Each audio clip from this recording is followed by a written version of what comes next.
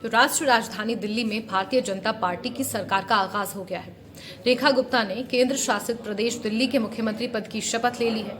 रेखा गुप्ता के साथ ही उनकी कैबिनेट के 6 मंत्रियों ने भी रामलीला मैदान में आयोजित विकसित दिल्ली शपथ समारोह में पद एवं गोपनीयता की शपथ ली।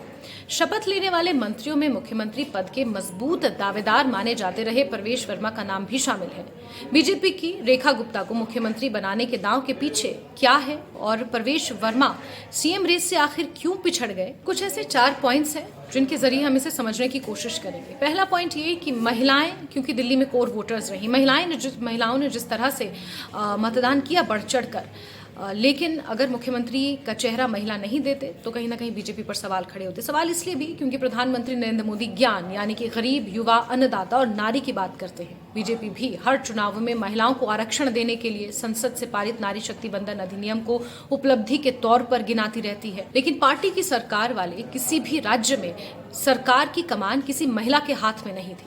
राजस्थान में जीत के बाद पार्टी ने पूर्व मुख्यमंत्री वसुंधरा राजे की जगह भजन लाल शर्मा को मुख्यमंत्री बनाया, जिन्हें मुख्यमंत्री का स्वाभाविक दावेदार माना जाता रहा था। अब बीजेपी ने दिल्ली में महिला मुख्यमंत्री देकर पूरे देश की महिलाओं को यह संदेश देने की कोशिश की है कि राष्ट्रीय राजधानी की कमान उन्होंने एक महिला के हाथ में सौंपी है। तो वही दूसरा कारण इसके पीछे ये हो सकता है, जिसमें बीजेपी की पहचान एक बनिया और ब्राह्मण की पार्टी के रूप में हमेशा से रही है। वोट बेस के विस्तार में अलग अलग जातियों, समाज के अलग अलग वर्गों को जोड़ते बढ़ती पार्टी की आज 1.5 दर्जन से अधिक राज्यों में सरकार है। लेकिन पूर्वोत्तर के एक राज्य को छोड़ दें तो कहीं भी सरकार की कमान वैश्य वर्ग से आने वाली किसी भी नेता के हाथ में नहीं है। ब्राह्मण वर्ग की बात करें तो राजस्थान में भजन लाल शर्मा है, महाराष्ट्र में देवेंद्र फडणवीस हैं, असम में हेमंत बिस्वा शर्मा के रूप में 3 ब्राह्मण मुख्यमंत्री हैं। मणिपुर के मुख्यमंत्री डॉक्टर मणिक साहा को अगर हटा दें तो पार्टी की सरकार वाले किसी अन्य राज्य में वैश्य वर्ग से आने वाला कोई नेता मुख्यमंत्री की कुर्सी पर काबिज नहीं था। बीजेपी ने अब हिंदी पट्टी के एक राज्य में भी सरकार की कमान इस जाति से आने वाली रेखा गुप्ता को सौंपकर अपने कोर वोटर को एक संदेश देने की कोशिश की है। तीसरा संभवतः कारण ये हो सकता है कि कैडर को जिस तरह से बीजेपी हमेशा प्राथमिकता देती रही है, इसमें कोई दो राय नहीं है। कोई भी चुनाव हो, चाहे छोटा चाहे बड़ा, नगर निकाय का चुनाव हो, लोकसभा का चुनाव हो, उसके बीच या विधानसभा का चुनाव हो, कैडर को बीजेपी ने हमेशा प्राथमिकता दी है। तो वहीं प्रवेश का जो चुनावी डेब्यू था वो साल 2013 में हुआ था, जब वो पहली बार महरौली सीट से विधायक चुनकर आए थे। वो भी संघ से जुड़े रहे हैं, पूर्व मुख्यमंत्री के बेटे हैं और बीजेपी से ही राजनीतिक सफर का उन्होंने आगाज किया है। लेकिन रेखा गुप्ता का संघर्ष और अनुभव उनकी मुख्यमंत्री दावेदारी पर भारी पड़ता नजर आया। 3 दशक से अधिक समय से वो संघ से जुड़ी हुई है और साल 2002 में बीजेपी तब ज्वाइन की थी जब दिल्ली में शीला दीक्षित की अगुवाई वाली कांग्रेस की सरकार थी।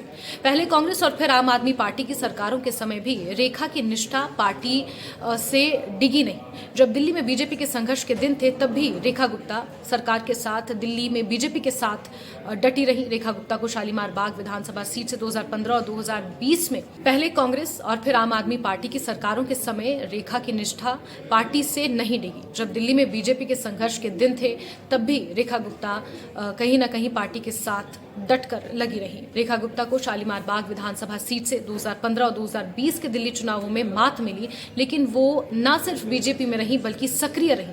पार्टी ने उन्हें अब मुख्यमंत्री बनाकर कैडर को भी एक संदेश दिया है। कर्मठ कार्यकर्ता के तौर पर जिस तरह से लगातार उन्होंने 3 दशकों से ज्यादा पार्टी को दिया, उसका एक तरह से परिणाम उन्हें ये मिला है कि दिल्ली की मुख्यमंत्री उन्हें बनाया गया।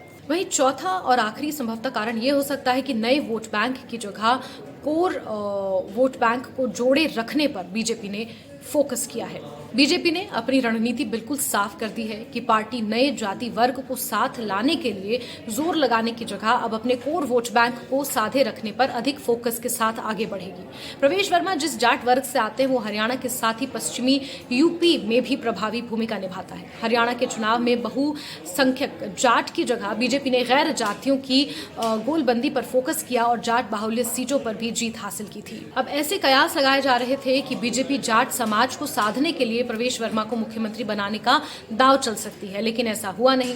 रेखा गुप्ता को दिल्ली का मुख्यमंत्री बनाने के फैसले से बीजेपी ने यह साफ कर दिया कि पार्टी नए वोट बैंक को जोड़ने के लिए अपने बेस वोट बैंक की उपेक्षा नहीं करेगी।